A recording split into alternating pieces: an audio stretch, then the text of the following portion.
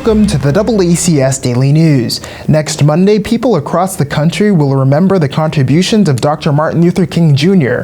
For years, the Reverend Dr. Martin Luther King Jr. Memorial Committee of Greater Attleboro has held both an Attleboro municipal ceremony and an interfaith service. Last year, they scheduled a virtual event due to COVID-19, and that format will continue for this year's event. Chairperson Ethel Garvin spoke to us about what we can expect in this year's presentation. The committee will host its second annual virtual program. As usual, we'll start off with our municipal program, which will feature our local politicians speaking on the occasion. And then we have a very gifted vocalist named Christopher Gillard, who will perform 2 songs for us. Gillard is not only a gifted vocalist, he's also a talented composer, songwriter, and producer. As usual, after the municipal program, we'll host our interfaith service. Our keynote speaker this year is the Reverend Cheryl Harris. Reverend Harris is a Baptist minister like Dr. King. She's the former pastor of First Baptist Church here in Attleboro. She's also the president of Cheryl Harris and Associates, Inc. The company is a business management company that works with corporations and nonprofits in the areas of diversity and inclusion.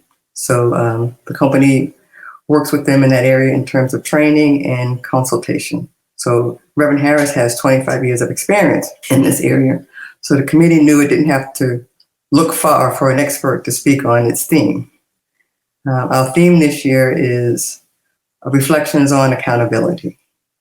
So the committee, after many of us, the committee members, and like many people in the community and across the country, after we watched the trial of former police officer Derek Chauvin, and then witnessing, people and corporations and even people in our own community begin the work to dismantle systemic racism, we thought looking at accountability and its connection to justice would be a good thing for us to tackle in 2022.